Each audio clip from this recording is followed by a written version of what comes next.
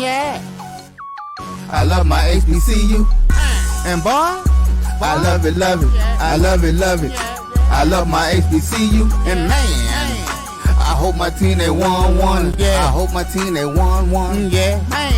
I hope my team they won one. I hope my team they won one. Yeah. I tune into the HBCU Sports Lab to see if my team won or lost. If they lost, I'm quiet as a mouse. But if they won, keep tab. I'ma do the dab, yeah. Dr. Cavil, he know what he be talking about. Mike and Charles, they know what they be talking about. They compress the analytic data with the hip hop. If you know them like I know them, they gon' tell you if your team, if they won or lost, and who the ball. So listen to Professor, yes sir, and pay attention, cause he gonna teach a lesson. This is Dr. Cavil with Inside the HBCU Sports Lab with Charles Bishop. So we're doing traditional Thursday day clips. So you know that means we'll get into a little basketball. We'll give you some mid-major love and then give you some games of the week at the major division level and see what Charles thinks in terms of what's going on around the general HBCU landscape. I'll bring my normal information as well and see if Charles want to test or tease me out a couple of questions here and there. We'll see what on his mind and what's going on in the landscape. But with that being said, let's give everybody a big welcome. Welcome to episode 487 of Inside the HBCU Sports Lab radio show and podcast, the show that's covered in sporting HBCU dash for all things HBCU sports for institutions large and small, from the NAIA to the NCAA.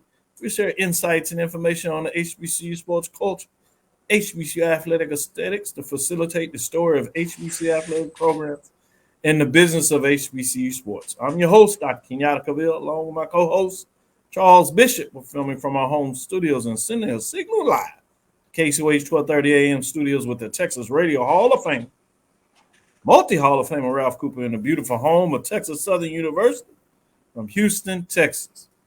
Charles, before you get into some of the news of the day, I'd be remiss if I didn't go back and kind of review the baseball trappings that we talked about yesterday, all the great interviews that you were able to put together, and if I must admit, allow me to participate a little bit and take in some of that with you. But in all seriousness, kudos for those that didn't catch the live show. You can go to YouTube and check us out at Inside the HBCU Sports Lab. As you know, for those that are following us there, you may have seen the clip. That is episode 486. So as we get to it, a little closer, Charles, a little closer to 500. Yeah. Too far away. Baker's dozen right at the tip of it, if you would. Plus one, as they say. But before I talk more about that, what's your general thoughts in terms of what was going on in the baseball world? How did you think everything went? And anything that stood out to you in regards to what you heard with the interviews yesterday? Yeah, I think what stood out definitely was you start taking a look around the SWAC East, and I think we had the top three teams, especially when you take a look at FAMU, Alabama State, Bethune-Cookman, in terms of their perspectives on this upcoming season. All three teams are locked and loaded. I mean, when you talk about Alabama State bringing back seven returning starters, infield and outfielders, pitching staff that will be somewhat broken in. Same thing, Bethune-Cookman bringing in the SWAC preseason pitcher of the year in Daniel Gaviria. FAMU bringing back a ton of players as well. So, I think we're going to get some great baseball. I think Coach Michael Robinson talked about it with Texas Southern. I mean, the West will be just as interesting when you take a look at the teams over there with Texas Southern, Prairie View, and Grambling duking it out. And everybody's seen the mention. Mississippi Valley State, Alabama A&M, their programs getting much better. So really looking forward to the season in terms of things jumping off this Friday. Of course, we got the Cactus Jack Classic happening here in Houston. We got the Andre Dawson Classic happening next weekend, if I'm not mistaken. And then the MLB Classic as well. So a lot of great baseball on tap. And then, we'll get some interesting mid-major or midweek games, I should say. And then we roll our way into conference play. So I'm looking forward to a great baseball season. And softball, they've started as well. Talked to a few softball players today. They're excited about the season. So want to make sure we show that same love to the softball players as well. I like that you made sure that we got some information in on softball as they get excited and ready for the grind of their season to see who comes out and wins divisional, conference, and then tournament championships this season. You know, you have your front runners, but can somebody knock them off, sneak in there and get it done? Can Prairie View go for 3? Mm-hmm. Can Alabama State get back in the mix? Can FAMU, one of the other programs, find a way to kind of topple down? Can Texas Southern find a way to get back into a little bit of the softball business, if you would? So fascinating to see what's going on there. Today's episode of Inside the HBCU Sports Lab is sponsored by THG Agency, LLC. THG Agency is a company that provides sporting and educational and consulting and data analytics. With that being said, let's get into this week in HBCU sports. What's hot? What's not? What's on your mind?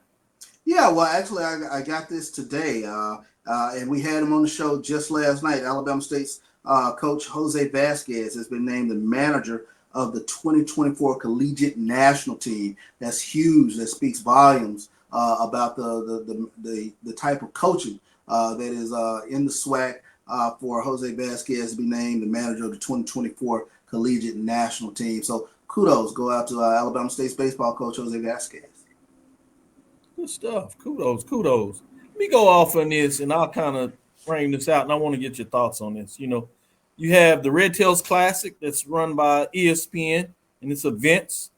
They have announced the teams that will be participating. Obviously, you know, Tuskegee in the previous year has been Fort Valley State. It was a SIAC matchup that did not count in the conference standings, but this year it goes to Johnson C. Smith Golden Bulls. So this creates a CIAA SIAC matchup.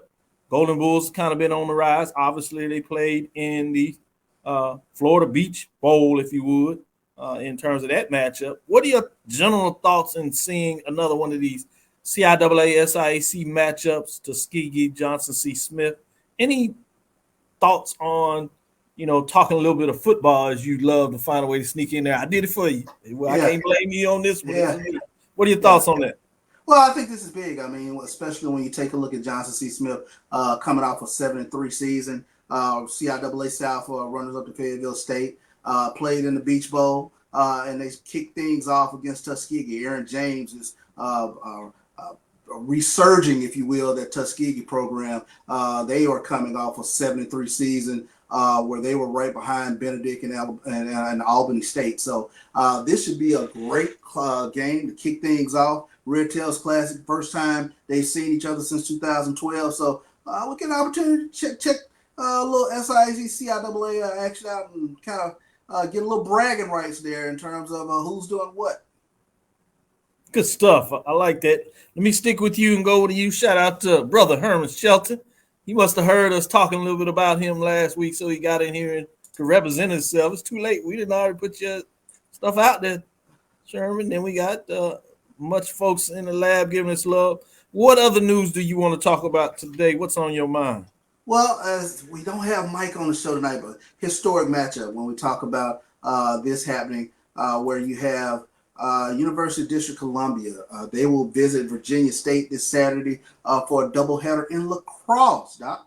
It will mark the first time in the history that two Division II HBCUs will square off in men's and women's lacrosse. So for all the lacrosse lovers out there, this is a huge one with regards to two Division II HBCUs squaring off. Man, you know Mike will have a field day if you had out there and talking about that. And this is on the women's side. So it'll be fascinating to see what that looks at. Obviously, Virginia State, UDC, for those that may not be as familiar, University of District Columbia in terms of a Division II HBCU program, obviously in Washington, D.C. Not a member of the CIAA. People have for a long time kind of questioned why they haven't been able to find their ways in the conference. For a while, you had the rule of the CIAA where they wanted a football program. Obviously, they don't operate there. Have had some pretty good basketball programs over the year, but now they're getting into the lacrosse business, and that is really highlighted in that area, Charles. And so I can see the excitement that you're getting into in terms of what that looks like. So very intrigued about what's going on there about those matchups. good things going on across the landscape in terms of HBCU. I'm gonna go back to you and see what other direction you want to talk about in terms of news of the day that stands out to you at this time. Yeah, well, this comes in from HBCU Sports. Diamond Johnson has been named a semifinalist for a mid-major award. Norfolk State's guard Diamond Johnson has been announced as one of the 10 semifinalists for the Becky Hammond Mid-Major Player of the Year award. Of course, Diamond Johnson in her first season here at Norfolk State after she transferred in from North Carolina State, but she's been tremendous this past season for the Norfolk State Spartans. Johnson's averaging 20.6 points per game, 5.8 rebounds, 4.1 steals through 12 games with the Spartans. And, of course, the team has a 10-2 record with her in the lineup, including 6-1 record in the MEAC. So Diamond Johnson, I mean, she's a stat stuffer. 20 points, 5.8 rebounds, 4 steals. She's getting it done. Definitely deserving of being in the running for Mid-Major Player of the Year award. Man, you just can't get away from football. Obviously, it's been official. Howard, obviously in Tennessee State, homecoming circuit. You getting these brands together. You got the independent program, Tennessee State. You know, for the years they've played mostly teams here and there out of the SWAC, but now it seems like they're getting a little more feet in the water with these more frequent matchups, I would say, with teams out of the MEAC. Last year was Norfolk State that came down there. And now they will be visiting for HBCU homecoming. It'd be interesting. When's the last time Tennessee State went on the road for a homecoming against a HBCU? This time they go up to the Mecca, Washington, D.C., Howard University. What are your thoughts in terms of them traveling to see HBCU, not that far path off the beaten path, but the fact that it's in the MEAC and the fact that it's how it's homecoming, which is unique in itself. We have appreciation. Mike may think a little differently about whether that's appropriate homecoming and how, but we'll save that for him in regards to how he goes about it. But give me your thoughts on that. Here's how I kind of looked at that, Doc. I mean, wouldn't you love to see Tennessee State with a few more of these matchups? Wouldn't you love to see Tennessee State, you know, where they are geographically located? You know, is this a preview of future contests? Playing some MEAC teams? Will we see Howard on their schedule a little more frequently in the future? Who knows? I don't know. That was the first thing I kind of thought of. Think about it. I mean, Howard put out the fact that they renewing their classic about Morehouse. You've heard all the talks about Morehouse going Division I. It'd be nice if you could expand with 2 teams. You know, you go from 6 football programs to 8, going from 8 basketball programs to 10. That's significant for a conference. So, yeah, it'd be a little interesting. You could pair Tennessee State with Morehouse College as expansion members to the MEAC, you know, to your point. Or is Tennessee State going to finally say, well, maybe we should align ourselves with the SWAC? You know, I'm going to sneak out there, if not Morehouse, Clark Atlanta University is all the things they're doing. We'll talk a little bit about their basketball program on the men's side. It's really playing big in the latter part of the show as we get into some rankings. Speaking about the rankings, let's take our first break. We'll come back on the other side and get into a little bit on the women's rankings in terms of what that looks like. Talk about some of the key matchups possibly and just your general thoughts on what's taking place at the Division II level at the mid-major for women's, and then we'll get into it for the men's in the third quadrant. With that being said, let's take our first break, come back on the other side, and dig into it.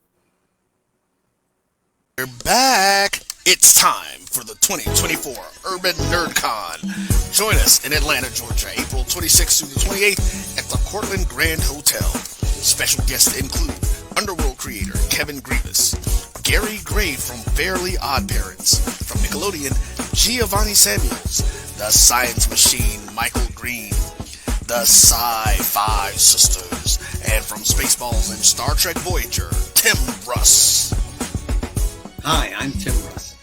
Join me April 26th through the 28th at the Cortland Grand Hotel in Atlanta, Georgia for the Urban NerdCon. Our heroes, our villains, our stories. Everyone con.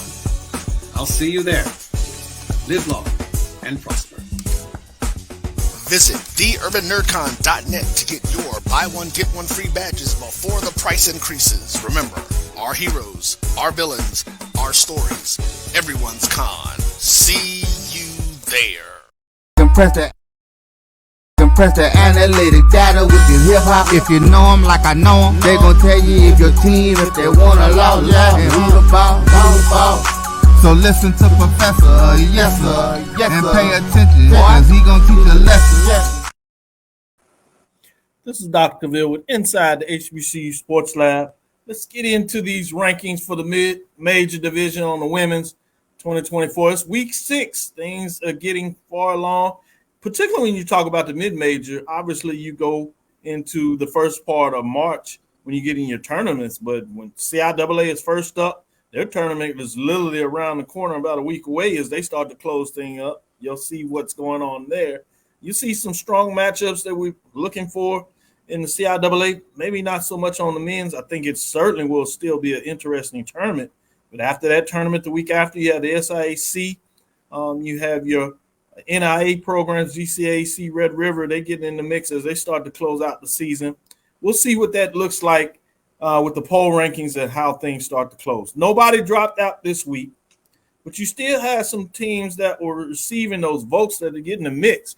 Look what Savannah State Tigers are doing. They're pushing forward, getting in that Eastern Division, starting to solidify themselves right there. They have improved to 16-5, 12-4.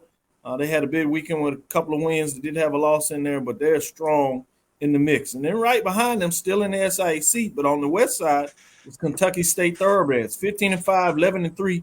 You know, Kentucky State, the women really started off as really well, undefeated. They had that loss, the Miles, and kind of stumbled a little bit there, but they're still in the mix, getting it done.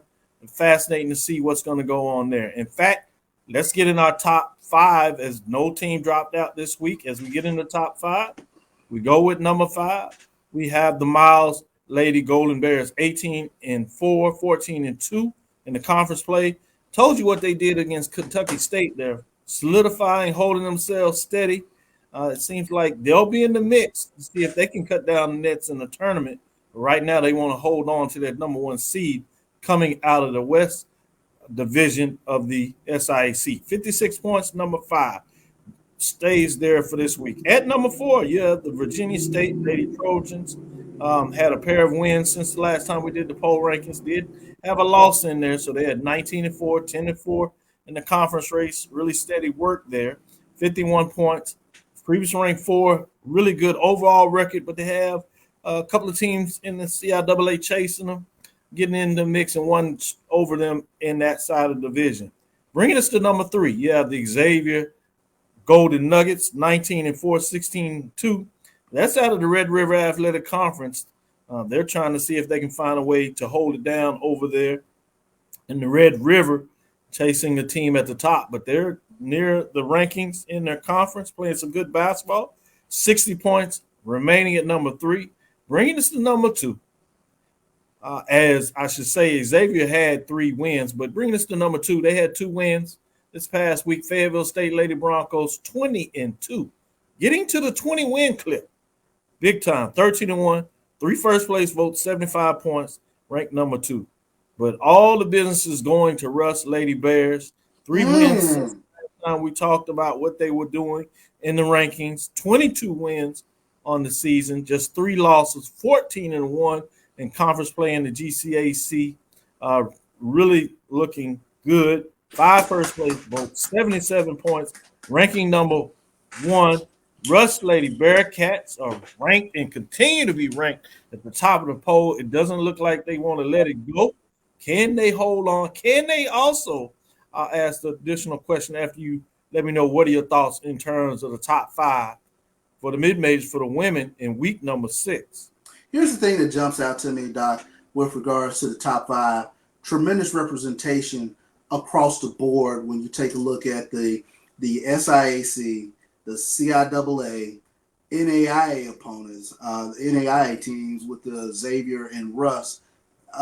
Who do you think, with regards to these various divisions, the mid-major divisions, Where do you think the better basketball is being played at?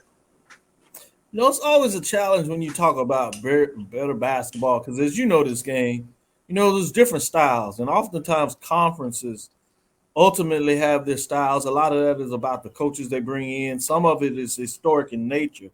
I think the depth of the conference that is intriguing with me, frankly, is the GCAC in a lot of ways, what they're doing at the NIA level. I think Russ Lady Bearcats kind of throw off of what you would maybe think in the GCAC. But outside of that top 7 receiving votes, just a little further back, it's Fitz. Bulldogs that sit at 15-7, 12-2, so a really good conference record, which means they're right behind Russ in terms of giving them fits. And not too far behind that are Philander Smith out of Arkansas to give them a little bit of love.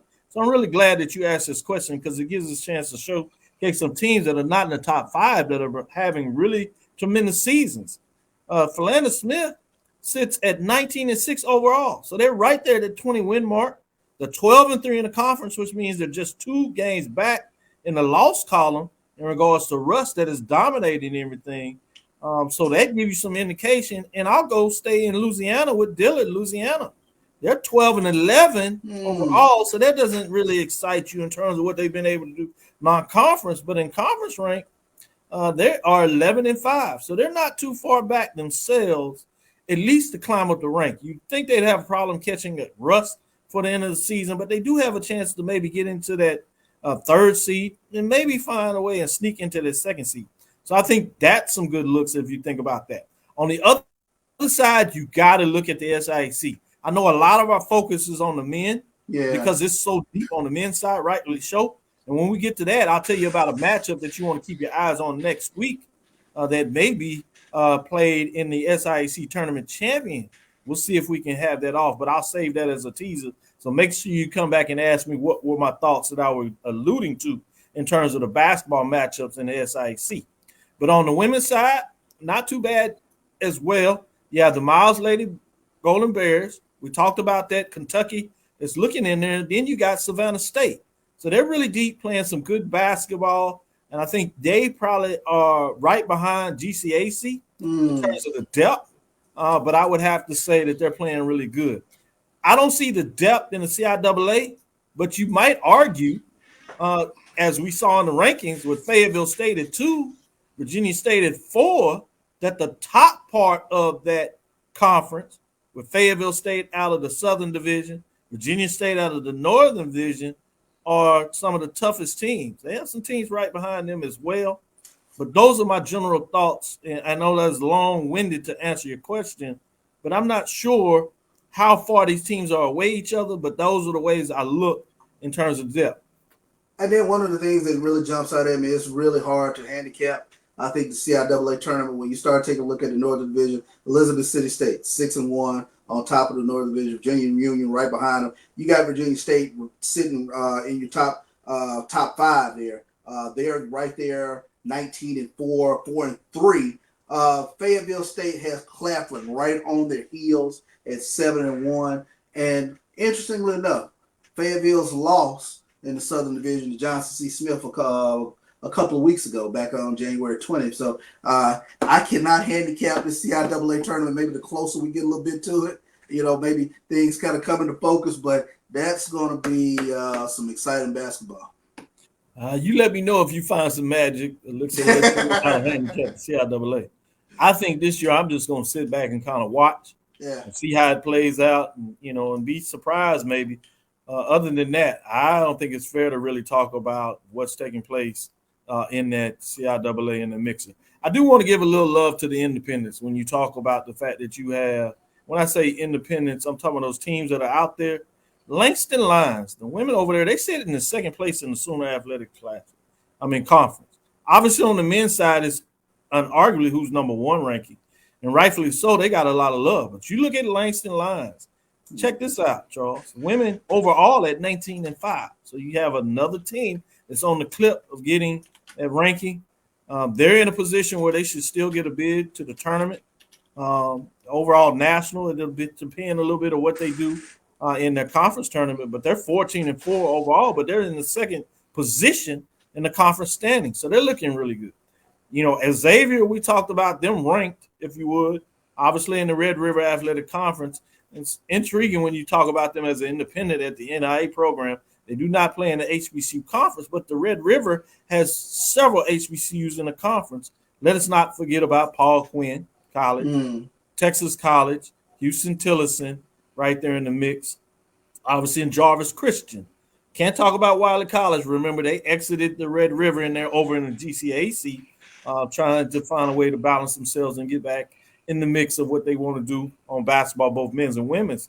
But Xavier doing really good. But Texas College on the women's side slipped up right there in the mix with them in a lot of ways. So we'll talk a little bit on the men's side. But Xavier, second place, really hold and serve in the Red River Athletic Conference in a lot of ways. So good basketball there. With that being said, what are your general thoughts on some of those independent programs, if you allow me to use that phrase, to discuss these teams outside of those HBCU conference, GCAC, CIAA, SIAC? Interestingly enough, you mentioned Langston. They're playing great basketball overall out in Oklahoma. I mean, we haven't even gotten to the men's side of the ledger yet, but we will. And when you're talking about what they're doing over there, I mean, tremendous what they're doing both with the men's and women's basketball programs. And until you just said it, I was like, you're right. Langston is playing tremendous over there on the women's side. So great pickup there, Doc. Yeah, thank you about that. Just want to make sure we cover all the bases and share some love. You talk about those two hires. They came in at the same time.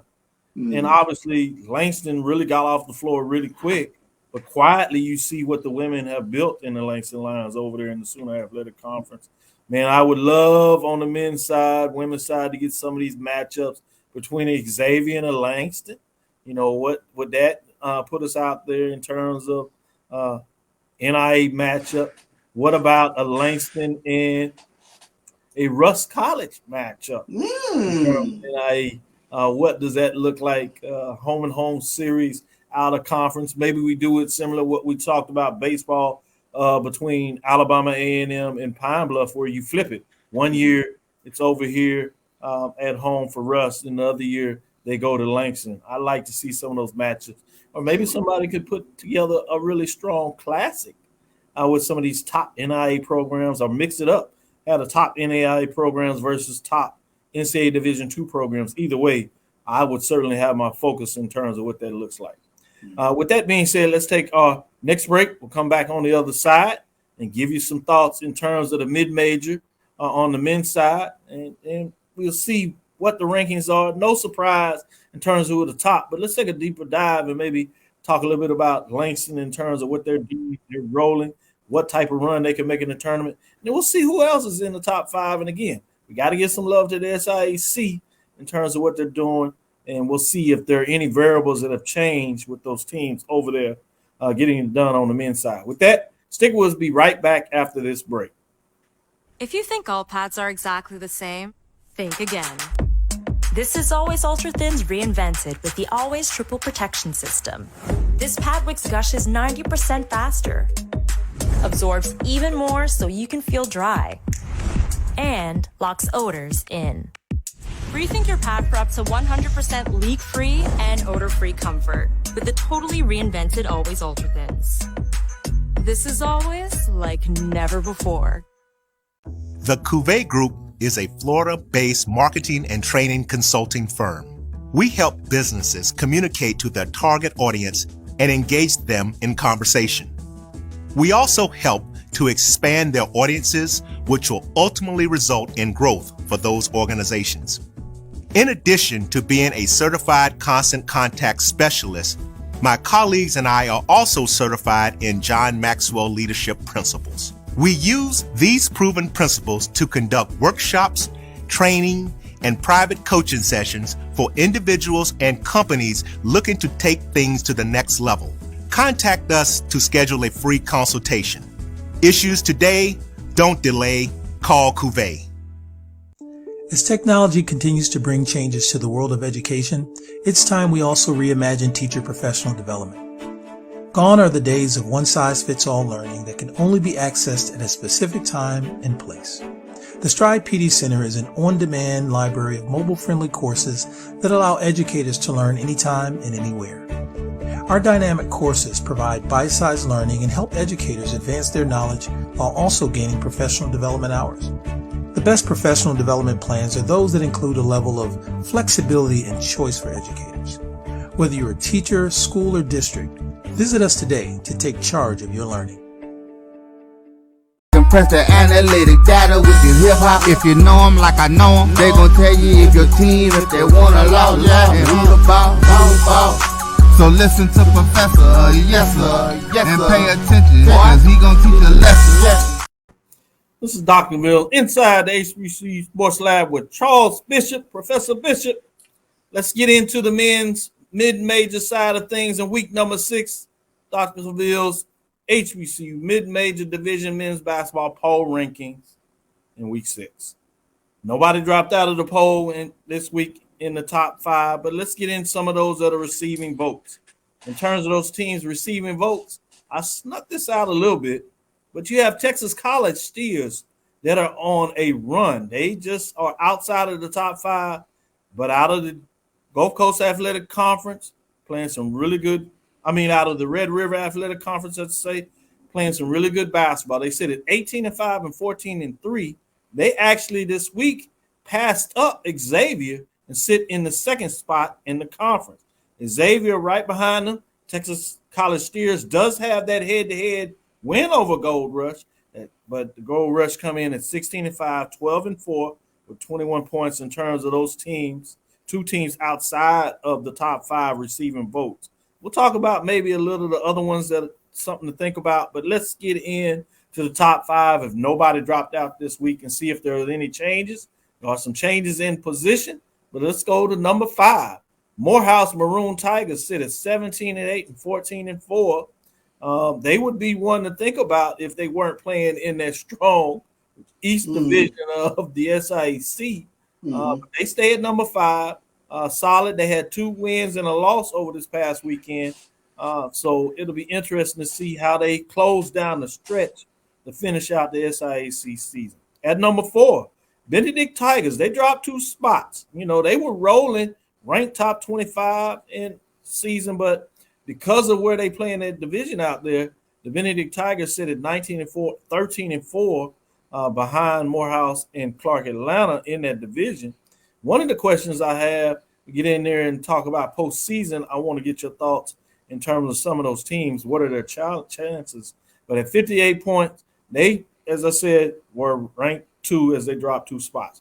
Bringing us to number 3, that's the Tougaloo Bulldogs. It should be 21-4, 10-2, 64 points. They move up a spot from number 4 as they continue to win. They had 3 big wins since the last time we ranked our mid-major rankings, so they are playing some really good basketball over there, getting it done in GCAC, giving you an opportunity to think about what they're doing there.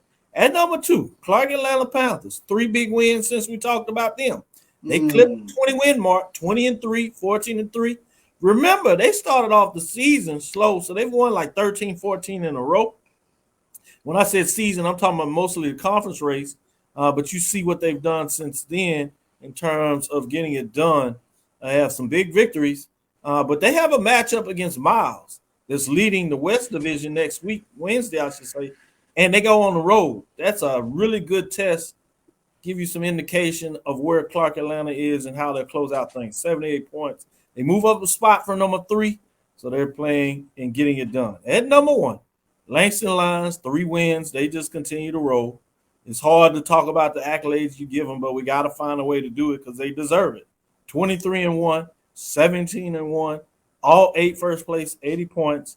And the intriguing thing was there was a major upset this week in the NAI poll. The number 1 ranked team went down. So we'll get a chance to see whether they'll be the number 1 team in the poll. And coming up next Monday, if they can get the victory Saturday, obviously, will they find a way to get up to the number 1 ranking in the nation in NIA top 25? So keep your eyes on that. I did want to put that out there. But with that being said, what are your thoughts in terms of top 5 in week number 6, Charles? I think not this week, but next week. I take a look at the Benedict Tigers. They were rolling until they had that little stretch where they went to Atlanta and Morehouse clipped them, then Clark clipped them. Well, they get a little payback or they get a little revenge in terms of Morehouse and Clark coming in next weekend. So keep an eye out for those games with regards to Benedict, Morehouse, and Clark. I can't say enough about Langston. I mean, when you take a look at what they're doing, I mean, just coming off a 90-54 win this past Monday night. But interesting stat, this is the 18th time this season that Langston has beat a team by 16 points or more. That tells you how dominant that they've been this past season. Got an interesting contest coming up against Wayland Baptist. Wayland Baptist did knock them off just last year, but they do have an impressive victory over Wayland Baptist a little bit earlier this season. But you're talking about on the road with regards to taking on Wayland Baptist. So should be very interesting to see what Langston is going to continue to do. But like you said, they're playing lights out basketball, and they got an opportunity to, like you said, to move up to number one nationally. And let me be corrected. I said next Wednesday. That's actually that Miles and Clark Atlanta game is tonight. So that's got to be one that we got to keep our eyes on. I will be finding a way and see if I can find it. Is BCSN streaming that game? That's one of the ones we need to see you putting in some work. That's the one. We got to find a way to make sure you got your cameras down there. You know, that's always fair. And we put in a request. Maybe that's what we need to do is talk about where do you want us to come with the show, Charles. We can put in our request. I have folks put in their request. As we talk about that matchup, I did want to give some love when you talk about what's going on. Xavier Jones was awarded Red River Athletic Hoops Player of the Week. TJ Jones playing some really good basketball. I'll tell you what that looks like. But when you talk about these key matchups, it's going to be fascinating when you go forward. Miles is just outside of the top 7. So when we talk about Miles 17-5, 12-4 in that matchup, interesting to see where you're going there. Talladega Tornadoes sit at 19-5 and 9-3. Some good basketball playing over there in the GCAC. So fascinating to kind of see what's going on in those matchups. The other thing about Langston, had a chance to see some highlights of one of their games. And the first highlight was them, running in their sets, backdoor alley-oop, Charles. Mm-hmm. Took down the house. The other team takes the ball, gets in, and gets past half court to get a steal. And so before you get to sit down in excitement from the last dunk, he races down the court, fast break, woke up. Just the way basketball is supposed to be played. I love it. I love to see a throwback to yesteryear where you got teams pressing, creating turnovers, fast breaking. Man, it's just the way John McClendon wanted it. Tell him. Educate the game in terms of what that looks like. What's another thing that's strange? Did you heard that? I told you about some of the key teams to keep your eyes on. I told you about the top 5. Did you notice anything of those teams in there? You talked about on the women's side how it varied between all the conference and representation. What do you see on the men's side? We got the SIAC represented. We got the GCAC represented, and nothing from the CIAA. I knew you would get it. Wow. So the CIAA, man, it's crowded. It's messy. For the longest, Winston-Salem State was finding a way and looked like they were going to get it done. They've fallen off the map. Some injuries there and just not playing good basketball. But overall, the CIAA does not have a dominant men's program this year. We are not used to seeing that in terms of the CIAA. So whoever comes out of the tournament will represent them. But what are your thoughts on not seeing the CIAA in terms of having a team that kind of dominate the conference? Well, I think that's a $1 million question because I was just about to say, what do you think what is that attributable to in terms of the CIAA not really having a dominant team, not having a Winston-Salem State or Virginia Union blue blood program stick out? We probably have to call Stephen Gaither to get down on that one, bring him in. But My synopsis is sometimes, you just have those years where you have, Perry in the recruiting doesn't league. quite go your way. You might get a couple of injuries and teams don't live up to the hype for different reasons, changing on some coaches and nature. But you got a team where everybody is just equal. Obviously, you have the natural rivalries in the CIAA and how they're all close. So that builds into it. But I think it's just one of the years where you just happen to not have a dominant program. That brings me to my follow-up question I wanted to ask you about the SIC. You have Miles. You have Morehouse, Benedict College, Clark Atlanta. Obviously, you got to believe you're going to get at least two of those teams in to the tournament. Can they get three? If there's a good closing stretch, I believe they can get three. That's why I'm really paying attention to this Benedict Morehouse Clark matchup coming up next week. I mean, to see, if there is a team that can really stick out just a little bit more, where you can get that third team. And is it possible to get Benedict in if they go 2-0 against two teams that have knocked them off earlier? I teased out a little bit and I pushed it this week, but it's actually tonight. You have the Clark Atlanta Panthers traveling to Morehouse. Morehouse is beat up on Clark Atlanta in the tournament. As Miles has dominated the SIAC tournament, winning, I think, the last 3, 4 to maybe the last 5, but they've really been able to get it done in the tournament. A lot of the weight of the conference was in the West. Miles, and you had some mix-up with Tuskegee being in the mix a couple of years.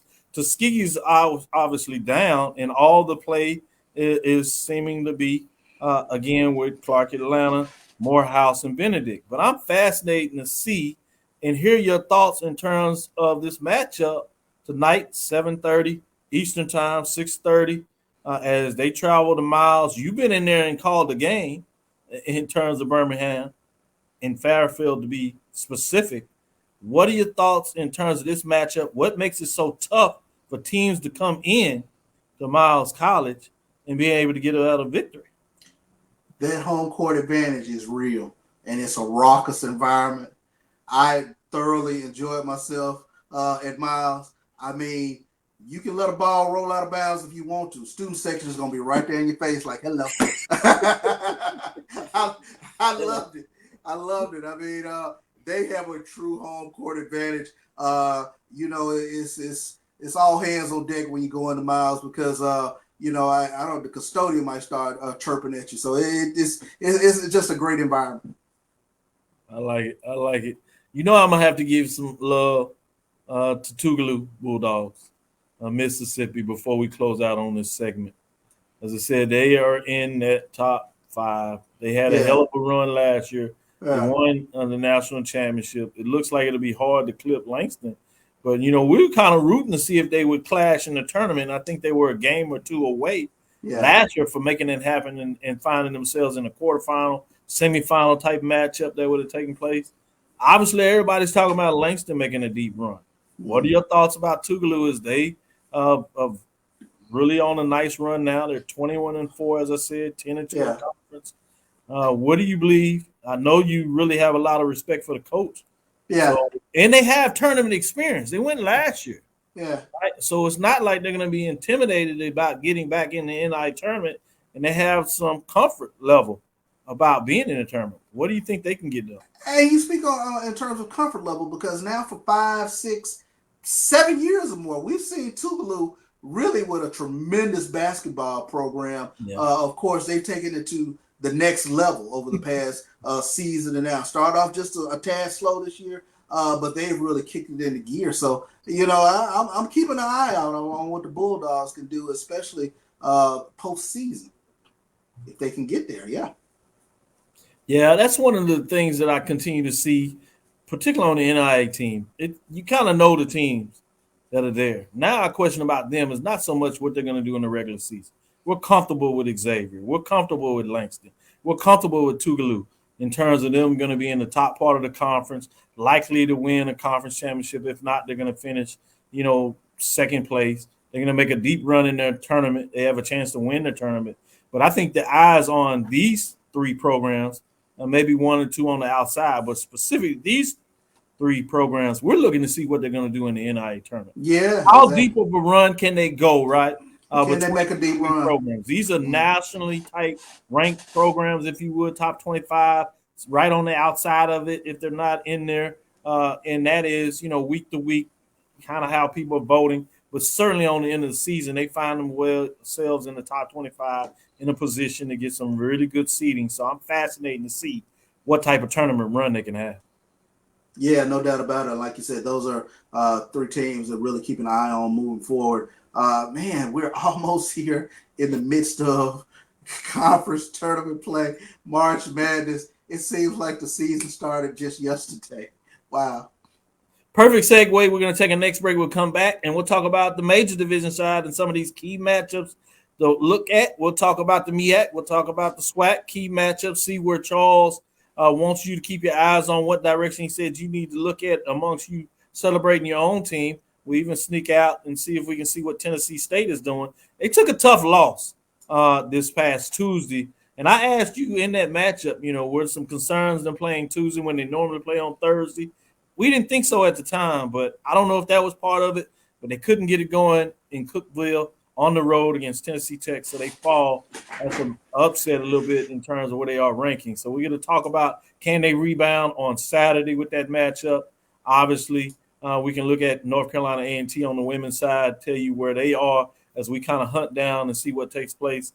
They play tomorrow and then Sunday, and then we'll talk about some of those matchups as well. So stick with us. We'll be right back and tell you about the major divisions, some games that we need to keep your eyes on, key matchups this weekend coming up. Itchy, squirmy, scratchy,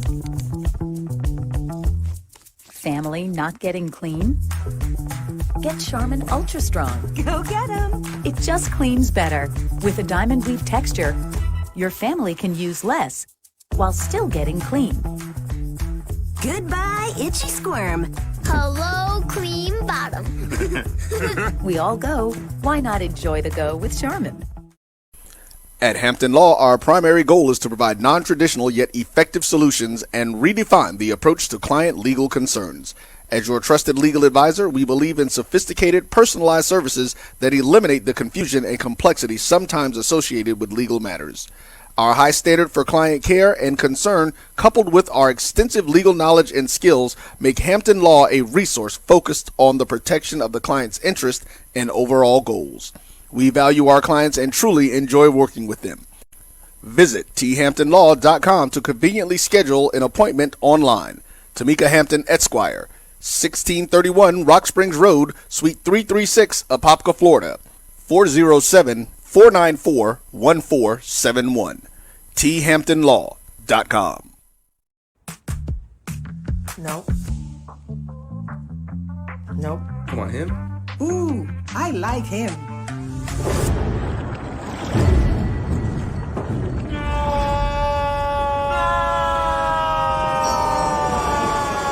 Quick, the quicker picker-upper. Bounty picks up messes quicker, and each sheet is 2 times more absorbent, so you can use less. He's an 8. He's a 9. Bounty, the quicker picker-upper. From novice to aficionado, find yourself here. High quality cigars plus personal customer service. Slow Burn is Waco's only mobile cigar lounge, featuring a meticulous, curated collection of premium cigars. Visit our website, www.slowburnwaco.com. That's www.slowburnwaco.com. When it comes to professional learning, teachers deserve better. From the leader in online learning, Stride brings you the Stride Professional Development Center, an on-demand library of mobile-friendly courses that gives teachers choice and flexibility, allowing them to learn anytime and anywhere. Our dynamic courses provide bite-sized learning and help educators advance their knowledge while also gaining professional development hours. It's time you take charge of your learning. Visit us today to get started. Compress the analytic data with your hip-hop. If you know them like I know them, they gon' tell you if your team, if they want a law, and who the ball.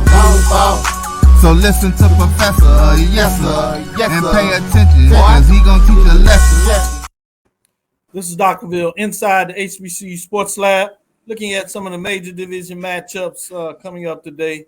Obviously told you, usually you would have Tennessee State on the women's side having a very challenging season. Usually they play on Thursday. They played on Tuesday and didn't fare too that well along with the men in terms of Texas Tech. But let's go to the Coastal. You have North Carolina A&T. We know what they're doing with their record. They're sitting at 9-2. They're tied with Stony Brook, and they face Hampton. Hampton is just the opposite. Hampton is at 2-9 and 2-19 overall, while A&T is 15-7. Hampton Pirates, the Lady Pirates, travel to Greensboro for this matchup. I don't think we have to really worry about it. I think the question is just how bad is A&T going to treat their family members there, the cousins, if you want to call it. Yeah. Obviously, they want to keep Chase. The big matchup is really probably Sunday when they play Monmouth, that sits at 14-8 overall, and just 2 games behind them in the loss column, sitting at 7-4. With that being said, HBCU matchup between A&T and North Carolina. I mean, in terms of Hampton, I should say, or Monmouth. What are your thoughts in terms of this matchup? Yeah, I think the big challenge is to not look past Hampton. I think to not look past Hampton and looking forward to playing Monmouth, like you said. I think that's going to be the big matchup. But when you talk about North Carolina A&T this past season on the women's side, they've been playing some tremendous basketball, and week in, week out, the Aggie fans make a case. Like, we don't care what you're saying about Jackson State in terms of their dominance in the swag. We probably have a team that can knock them off. So it's very interesting to watch and see what they do against Monmouth. Good point. When you talk about getting outside of the conference, looking at HBCUs, we talked about top 5 with both Jackson State A&T in that, and at the top of the top 5 for that matter. But with that being said, I'm intrigued if they can get through this weekend, particularly that matchup on Sunday against Monmouth, as it's on the road. They get the next week, you start getting into that, looking at Stony Brook. Do they have a chance to get it done? Can they finish the regular season and crown and get that championship? Last year, remember, they were right on the edge, playing really good, stumped their toes late in the season, and they finished outside of that and really probably disappointed in a lot of ways. So I'm sure they have a lot of interest in finishing the season, get it done. With that being said, go ahead. You want to comment on that? No. I was thinking, is that game in Greensboro or is that Stony Brook? That Stony Brook game, I believe it's in –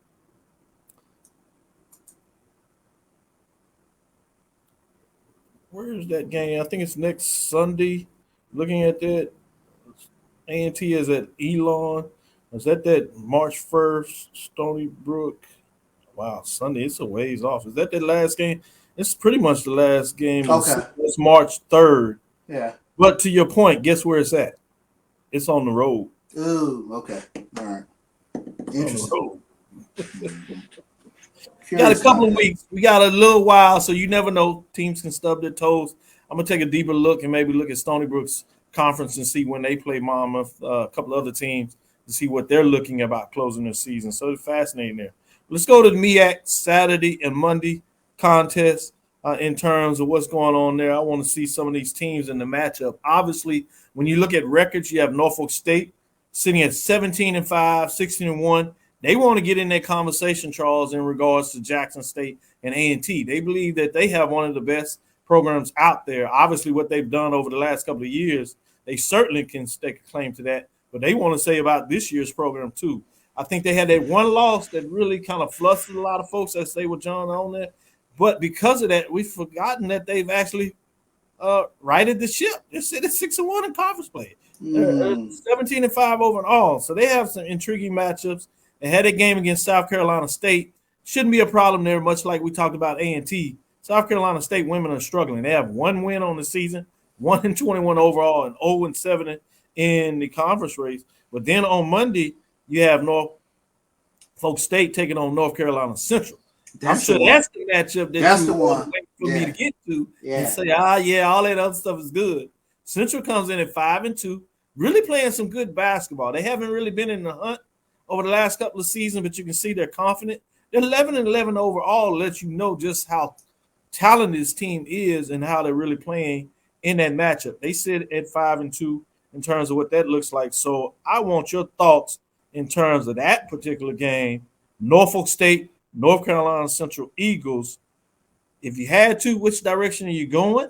Can we get upset with Central going on the road, getting it done in Norfolk? Or is that add a bit much? I might be asking for a bit much, especially when we talk about a player the caliber of Diamond Johnson. And I think these are the type games she looks forward to. Monday night, it's already going to be, I think, a tremendous audience. I think that's, if I'm not mistaken, ESPN game with the men. But looking forward to that being a nice atmosphere with regards to North Carolina Central and Norfolk State. But I got to go with Norfolk State, Nelson. That's the one I'm looking forward to this Monday night. Don't think they'll have an issue whatsoever with Norfolk State. Central and Howard, that one could get a little squirrely on Saturday. Kind of paying a little bit of attention to that one as well, because Howard's right there on the heels, at roughly 4-3 if I'm not mistaken. But Central can't overlook Howard to get to Norfolk State. I put it that way. Yeah, I think that's what makes it also more challenging for the Eagles. But maybe they'll be in that position where they're so hyped. They play, Howard. Howard just comes in 18-13 overall, but a very solid program. This is a program that won the championship a couple of years ago. So there's some pedigree in terms of their expectation, and they're playing some good basketball, at least in conference play, sitting at 5-2. So you got 2 5-2 teams matching up with Central and Howard. Man, you're talking about needing to really have a good weekend. The thing about for Central is they play both of those games on the road. They had Howard and then Norfolk State. So this is a chance for Eagles to make a major statement, at least getting one of these games. If not finding a way to get both, boy, you'll be talking about, wow, really? Yeah. With that being said, let's go over to the SWAC and find a little intrigued about some matchups and get your thoughts on what's going on in the SWAC world of thing on the women's side about the key matchups this weekend. Last Monday, everybody wanted to talk about the Pine Bluff and Jackson State, rightfully so. Jackson State made a statement, in my opinion, in terms of getting it done on the road against the Gold and Lions, but intriguing about those matchups in terms of where people stand. So I'm interested with Jackson State sitting at 11-0, 8-3. Grambling State right behind them, the women at 8-3. So what direction are you going with some of these key matchups? It's intriguing because you can look at top matchups maybe this weekend in terms of teams that are in the upper end, or you can talk about maybe some tough road games in terms of rivalry over the year. You got Grambling, obviously at Texas Southern. Texas Southern's playing well. I can't forget about FAMU. FAMU is playing some really good basketball for the last 5. Yeah. And they get a chance to make a statement. It's on the road. I'm interested to see, maybe not so much if they can win the game. Obviously, they go in there with that attitude, but can they keep it close? We saw what happened to Southern. Southern was right there until late in that matchup, and Jackson State said, all right, we're tired of this, and pulled away. But they've seen maybe some chinks here and there. You talked about it all year long. I say don't worry, but you told me, hey, be careful. Be careful. Yeah, and honestly, Florida A&M is playing some good basketball. They've won 3 in a row. Ariana Grizzle, she's the real deal. She leads the SWAC in scoring. And what first turned my head with this Florida A&M women's basketball team was early in the season. I looked up and the score was 34-34 at halftime with Jackson State when they played them down there in Tallahassee. Jackson State had to finish a kick in the third and fourth quarters, but this is a good basketball program that's ascending. Like I said, they won 3 in a row, so that's an intriguing game for me in terms of watching FAMU and Jackson State. And I tell you the other intriguing game, to be very honest, is Grambling and Texas Southern. And you look at Texas Southern record, it doesn't make you do backflips, but this is a team that I think they're starting to have some belief in each other, and especially when you get a win on the road and you're such a young team. And one of the things, I found out a little bit about them, they're figuring out their roles a little bit more, and they're trying to, for lack of better words, adhere to those roles to help them get some W's. And I think this is a good test this weekend with Grambling and Southern coming into Texas Southern. Want to switch gears, talk about a little bit on the men's side, go back to the independent matchup, Tennessee State, Western Illinois. Western Illinois sits at 8-4. They actually play tonight, with the matchup. We'll see if they'll go in that game easy. And they play Tennessee Tech on the road, as you just saw that Tuesday game with Tennessee State that we talked about. They lost, and they lost big. They lost that. They were down by 28 points in that game. But it'll be interesting to see in that matchup. It's an important matchup in terms of the standings with Western Illinois that can come in there 8-5. So both teams would be 8-5 if that's the case. You would want that victory. Essentially would be 4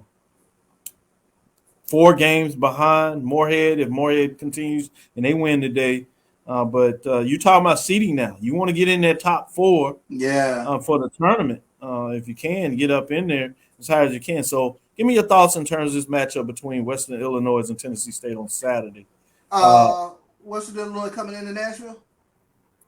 Yeah, in terms of that, they got to go into Nashville. Okay. Western Illinois got to go into Nashville. Remember, Tennessee State won that game on the road earlier in the season, so this is the second inclination. Yeah, I do like Tennessee State in terms of how they match up versus Western Illinois. So I do expect Tennessee State to get the W. And like you said, finish and kick right about now. You want to get into those higher seeds going into a tournament play. Yeah, let's switch over a little bit to the MEAC. Get some views in terms of the key matchups on the men's side that you want to keep your eyes on in terms of what's taking place there as things get going. Obviously, when you look at that matchup in the standings, you got Howard sitting at 4-3, North Carolina Central at 5-2. So that means you're just a game back. That's a Saturday matchup. We talked about it on the women's side. Now you got on the men's side. So if you're in Howard, you got some really good basketball, nice matchups, both that you can go in there and get there early to see the women's game and stay for the men's games. Not bad when you get the double-double in terms of both teams playing well in the ranking of that. That's one that you want to keep your eyes on. And unlike you have it on the women's side where you don't expect much from South Carolina State's women's program, the men's program is doing not too bad. They're sitting at 4-3. So they're just a game back when you talk about Norfolk State. South Carolina State goes on the road over there to Norfolk State. So I'm intrigued about this one as well. Between the two, which direction you going? North Carolina Central cannot look past Howard get into Norfolk State. I think this is a pivotal weekend for North Carolina Central. These are two really good matchups, Howard and then Norfolk State on Monday night, national TV audience. Ooh, if Central comes out of this 2-0, oh boy. Oh yeah, you kind of lock it up. Yeah. You talking about doing it on the road? As you said, the Monday game is on ESPN too, so I'll be checking that out. This game has been a classic for some years, whether it's in the tournament, regular season. They've been the pecking hand. Obviously, for a while, it was North Carolina Central. And Norfolk State finally kicked in that door. They've controlled the belly of the beast, if you would. Now, is it turning a little bit for the Eagles? We should see. They got it early. It was at home. It went down to the wire. But this is a way to take a statement. You got Howard that says, hey, we did win everything last year, so don't think we know how to play basketball. We certainly know how to coach it. And maybe we can say they know a little bit of football as they played in the Cricket Celebration Bowl. But with that being said, a whole nother sport, but we always got to find a way to, turn it back push in a little football. Yeah. But with that being said, BAC, before I get too busy here, you tease it out. Can Central get it done? Yes, they can. You're talking about a basketball team year in, year out. They're right in the thick of things. Can they get it done? Yeah, they can get it done. But what my question, Doc, is what would be the better split? Norfolk State or Howard? Ooh, that's a tough one. I think if you want to do it, you probably want the Norfolk split. You got to believe that Norfolk is going to find a way to reel out some games. You got the first one against Norfolk, so now that means you got two. So it gives you the edge in the tiebreakers. You only have to go down the point differential. So I think if you had to split them, the split that you want is going to be against Norfolk State. What's fascinating, though, if Howard's able to get one of those, it puts them right back in the race where they're tied up in the face because now you're talking about teams with 3 losses. So great question when you talk about what does that look like. I'm intrigued let's get into some of these matchups as we start to close it up. SWAC conference. In a lot of ways, where are you going with your toughest matchups of the weekend? That Grambling, Texas Southern, Southern Texas Southern, I think is probably going to be at the top of your list. Anything outside of that can even tease you to keep your interest on there? Or are you going to be solely focused over there in H&P Arena? Ooh. Short drive for you, so you get to be in the action and sit up there in your normal spot and kind of glaze and say, all right, this is what took place when we come back on Tuesday, and give everybody your insight. Monday is going to be Clash of the Titans because we got Central and Norfolk State over there in the MEAC, and then we're going to have Southern and Texas Southern over here in the SWAC. Wow, you talk about the odds of Monday night. Whoa, what's going to happen on Monday night? So these are some great matchups. I'm looking forward to them, especially, wow, Southern is playing some great basketball right now, and they got the Texas two-step this weekend and get Prairie View on Saturday. Always tough place to play. And then they come to the H&P Arena on Monday night. So, woo, this is good stuff. And then, just off the radar, Florida A&M at Jackson State. Florida A&M started at Jackson State swoon. So the question becomes, can Jackson State get back on can they get their lick back in on FAMU? So that'll be interesting to watch this upcoming Saturday. Oh, good stuff. Good stuff. I'll tell you what, Charles, I have and be out there and represent for college education dean there. Our students are getting recognized as they get in the ed preparation program. So excited about that. So I'm bringing the popcorn maker out there. So I certainly will bring the popcorn. I'll bring the iPad. Nice. So we can sit down there and keep our eyes in both directions as we go back and forth and break things down. We might sneak out and even do a quick video and tease folks a little bit on FaceTime or something like this. Just put it out there, be different about it. We certainly will text and maybe even tweet a couple of things. With that being said, let's call it a show. Great information you provided today, Charles. Way to be on top of it. Thank you for listening to Inside the HBCU Sports Lab. Make sure you share our podcast with your friends and colleagues. I am Dr. Kenyatta Cavil, the Dean of HBCU Sports, coming from inside the lab in the College of HBCU Sports with Mike Washington and Charles Bishop. Again, we want to thank you for listening to Dr. Cavill's Inside the HBCU Sports Lab with Mike Washington and Charles Bishop every Tuesday and Thursday at 6 o'clock. We gave you a special edition show on Wednesday about baseball. Go check it out. Charles did tremendous with some of those individual interviews, and then I got a chance to tease out some stuff. So great information for those that get excited about baseball. If you're around here, get into some basketball. Your evenings, you can get into some baseball as well. Either side, you have some big-time game starting tomorrow at Friday, 11 o'clock, 3 and 7. Same times on Sunday when you have the rivalry matchups on Saturday and then on Sunday to close things up. Should be fascinating with a lot of other mixes for people around here, so I'm excited about that. We look forward to next week. We'll discuss the latest news in the lab. We'll tell you how everything played out on Tuesday. You'll know by then, but we'll tell you what we thought about it and why. Inside the HBCU Sports Lab 1 on X, formerly known as Twitter, Facebook, and YouTube is Inside the HBCU Sports Lab. DrKenyattaCavil on X, formerly known as Twitter, Facebook, and Instagram. Dream big. Continue to move forward. We will talk with you soon.